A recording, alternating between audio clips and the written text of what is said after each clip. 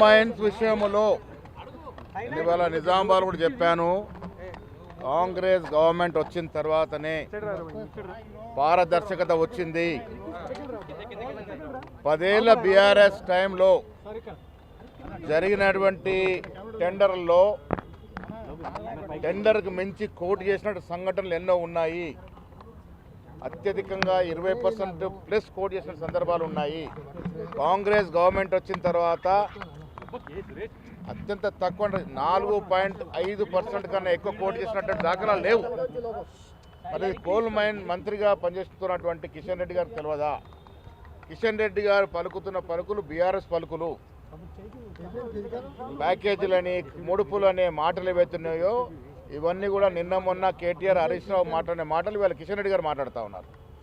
కిషన్ రెడ్డి గారు ఆ మంత్రిత్వ శాఖలో ఉన్నారు. వారికి పరిపూర్ణంగా అవగాహన ఉండాలి. కాంగ్రెస్ గవర్నమెంట్ వచ్చిన తర్వాతనే టెండర్ విధానంలో టెండర్ సిస్టంలో కొంత పారదర్శకత వచ్చింది. అది తెలుసుకుంటే మంచిదని నా భావన.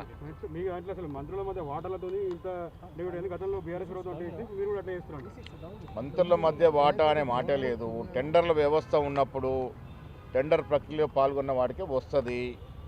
కండిషన్ల విషయంలో మాట్లాడుతూ ఉన్నారు. ఆ కండిషన్లు ఏ రకంగా వచ్చాయి, ఎప్పుడు వచ్చాయి, దాన్ని కూడా వర్తం చేసుకోవాల్సిన అవసరం ఉన్నది. వారు కోల్ మంత్రిగా ఉన్నారు కదా, వారు విచారణ జరిపించండి, తప్పేముంది. నేను ఇవాళ మార్నింగ్ కూడా చెప్పినాను. నేను హరీష్ రావు గారు కేటీఆర్ గారు బట్టగాలు చేయడం కాదు. మీరు నిజాయితీ ఉంటే చర్చకు రండి.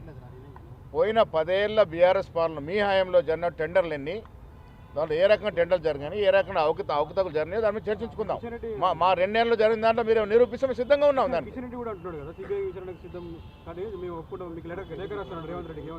రాయనియండి, రాసిన తర్వాత మా ముఖ్యమంత్రి గారు దాన్ని పరిశీలిస్తారు.